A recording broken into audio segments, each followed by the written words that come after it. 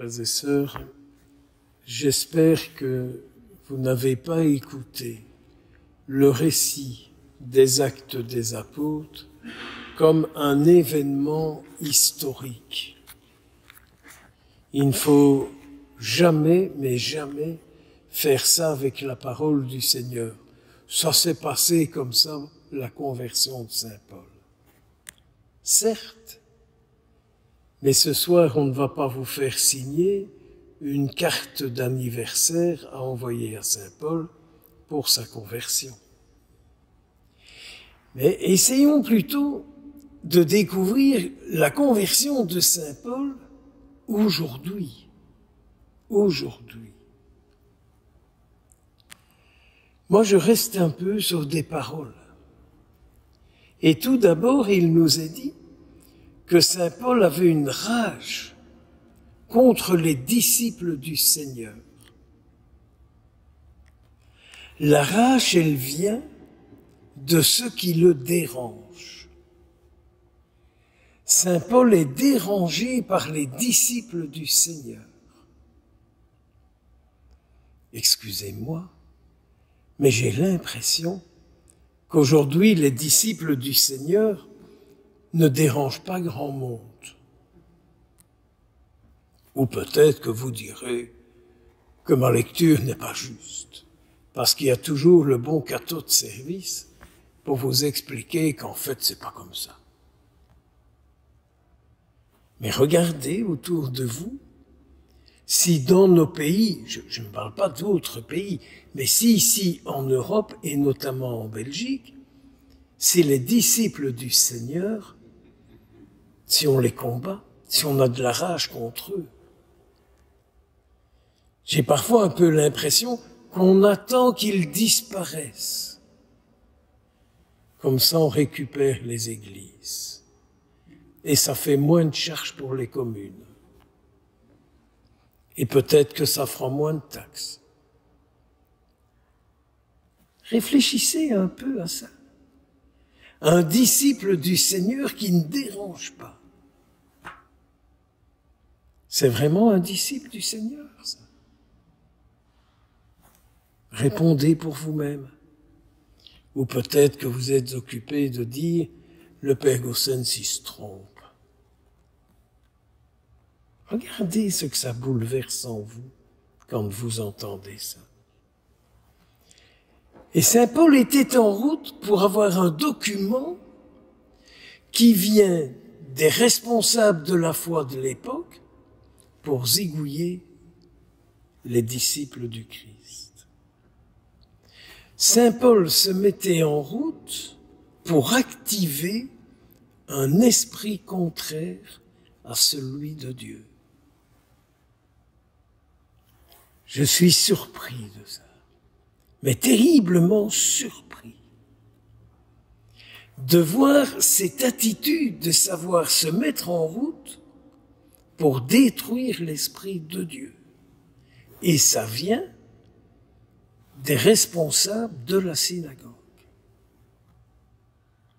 Je n'irai pas plus loin dans le commentaire, mais je vous invite à réfléchir aujourd'hui comment nous pouvons comprendre pareille chose. Donc il est en route, mais il ne s'est pas arrivé à son but. Il y a une intervention du ciel, une lumière qui est telle qu'il ne sait plus bouger et qu'il est figé sur place. Eh bien, moi je prie pour que cela se produise aujourd'hui. Qu'il y ait une lumière forte qui descende du ciel et qui en fige toute une série, tous ceux, toutes celles qui essayent de détruire les disciples du Seigneur. Je voudrais que cette lumière descende du ciel aujourd'hui et qu'elle vienne en foudroyer et les caler sur place. Et c'est alors, quand il est figé sur place, qu'il est arrêté, savoir arrêter le mal, que Jésus intérieurement peut parler et lui dire « Je suis celui que tu persécutes ». Qu'est-ce qu'il dit aujourd'hui, Jésus? Est-ce que Jésus dirait la même parole aujourd'hui à certains? Certainement ni à moi ni à vous, n'est-ce pas? Nous sommes tellement saints et pieux et parfaits. Est-ce que nous écoutons ce que Jésus nous dit de nous-mêmes? Est-ce que Jésus parfois vient nous dire « Mais est-ce que tu te rends compte que tu me fais souffrir ?» Ou bien vous faites partie des cathos qui disent « Oh, mais Jésus a souffert une fois pour toutes, vous savez, mon Père, c'est fini. » Si Jésus est réellement vivant et présent, qu'est-ce qu'il dit de tout ça? Mais qu'est-ce qu'il dit de tout ça? Qu'est-ce qu'il pense de tout ça? Et voilà notre brave Paul, figé sur place, aveugle, il ne voit plus rien de l'extérieur, mais il a l'occasion de vérifier son intérieur et d'écouter en lui-même la voix de celui qui l'a créé. Pendant 3 jours, il ne voit rien, il ne mange rien et il ne boit rien. Pendant 3 jours, il y a cette voix du Christ en lui qui le ronge, qui l'éclaire, qui le rumine. En tout cas, une voix du Christ, la parole du Christ en lui, qui fait un ménage terrible à l'intérieur de saint Paul. Quel ménage il fait! Et alors il y a notre brave Ananie, à qui le Seigneur dit « Occupe-toi de lui ». Mais occupe-toi de lui, je vais faire mon disciple. Et Ananie qui dit au Seigneur « Non, quand même pas, écoute, pas lui, quoi. Est-ce que tu te rends compte de ce que c'est comme type? Pas lui, quoi. Ah non, Seigneur, tu vas pas confier ta mission à celui-là. C'est pas celui-là que tu vas choisir, quand même. On mériterait quelqu'un d'autre, hein. » C'est pas comme ça qu'on fait. Quand un nouveau curé arrive, quand un nouveau responsable arrive, qu'il soit évêque, pape, cardinal, machin, bidule. Oh non, quand même, Seigneur, pas celui-là, il ne me correspond pas. Il ne me rejoint pas. Je ne me sens pas bien avec lui. Ce saloperie de moi qui nous joue quand même des sales tours et qui nous fait découvrir que Jésus n'est pas pleinement notre hôte intérieur. Car notre brave saint Paul, après qu'il fut foudroyé, qu'il reste 3 jours où il ne voit rien de l'extérieur, où il ne prend rien de ce qui vient du dehors et qui entre en lui. L'autre lui dit « Occupe-toi-en ». Et là, ça c'est le regard humain qui regarde saint Paul et qui dit « Pas lui ». Ça c'est l'humain. Et le divin regarde le chemin que l'homme peut faire pour progresser et devenir de plus en plus ce qu'il est, image et ressemblance de Dieu. Et voilà le regard divin. Il regarde le chemin qu'il a pu faire en celui qui l'écoute. Mes sœurs et mes frères, notre Seigneur fait ça avec vous et moi aujourd'hui. En ce soir, il regarde le chemin qu'il fait en chacun de nous et comment il pourra compter sur nous pour l'accomplissement de sa mission dans notre monde d'aujourd'hui. Cet homme est l'instrument que j'ai choisi pour me faire connaître. Je m'imagine notre pauvre Seigneur au ciel, qui est occupé comme ça à regarder un peu sur Bruxelles, un peu sur le Brabant wallon, un peu sur la Belgique. Qui est-ce que je vais choisir pour faire connaître mon nom? Qui vais-je pouvoir choisir pour me faire connaître? Vous croyez que c'est pas sa préoccupation en haut? C'est peut-être pour ça qu'il n'écoutera pas nos prières dimanche. Et qu'il nous donnera pas les vocations dont nous avons soi-disant besoin. Soi-disant besoin. Car les vocations dont nous avons besoin, c'est la messe quand ça nous convient. Si possible, à l'heure qui ne me dérange pas. Dans un style qui me plaît.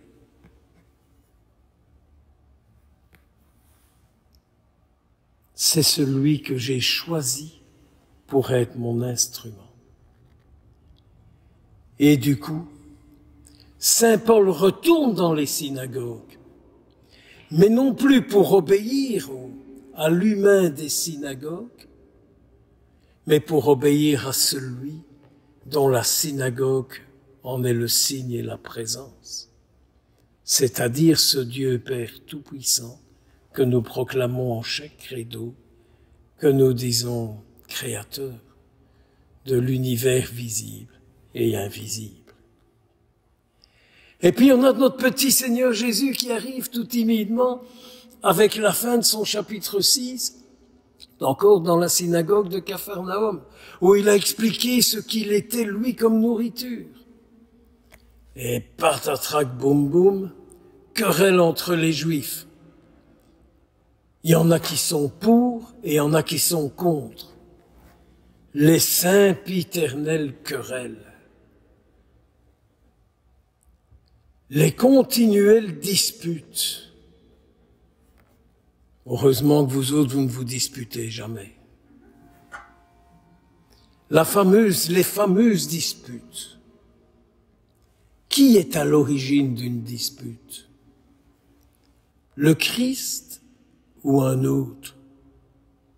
Qui est à l'origine ici de la dispute entre eux? Ceux qui adhèrent au Christ et ceux qui le refusent. Ceux qui adhèrent au Christ et qui disent « Mais oui, c'est lui qui est la nourriture, c'est lui qui est le pain de vie. Sans manger son corps, nous n'en sortirons pas. Je communie à son corps et à son sang pour devenir de plus en plus son disciple. Et pour grâce à mes communions à son corps et à son sang, ma vie devient signe de sa présence. Mes frères et mes sœurs, en ce premier vendredi du mois, où nous avons pu reparcourir ce chemin de la conversion de Saint Paul, où nous avons pu réentendre notre Seigneur nous dire, mais de grâce, deviens ce que je te donne, mon corps et mon sang, et tu auras la vie, et tu auras la vie éternelle. Après quelle vie courez-vous? Une vie réussie? Dites-moi un peu, qu'est-ce que c'est qu'une vie réussie? Pour moi, il n'y a qu'une seule vie qui est réussie, c'est la vie d'union avec le Seigneur, afin de le rendre présent. Et ainsi un jour il pourra dire, en toi, par toi, grâce à toi j'ai vécu, j'ai pu parler, j'ai pu agir. Vous n'avez pas envie en ce soir, en ce premier vendredi du mois, de dire au Seigneur, me voici. Me voici, Seigneur, pour que je devienne ce que tu désires. Vous avouerez que c'est quand même autre chose, lui dire ça, que de lui sortir nos sempiternels carnets de commandes. Il doit guérir tout le monde, il doit libérer tout le monde de leur mauvais esprit, surtout pas moi, mais les autres, et ainsi de suite, etc. Le jour où le peuple chrétien dira au Seigneur, « Me voici, Seigneur, viens, et tu vivras, et tu parleras, et tu agiras. » Beaucoup de bénédictions sur vous tous, et sur celles et ceux que vous portez en vos cœurs, et que toutes les situations que vous vivez puissent rencontrer le Christ, vivant, présent et agissant par chacun de nous. Amen.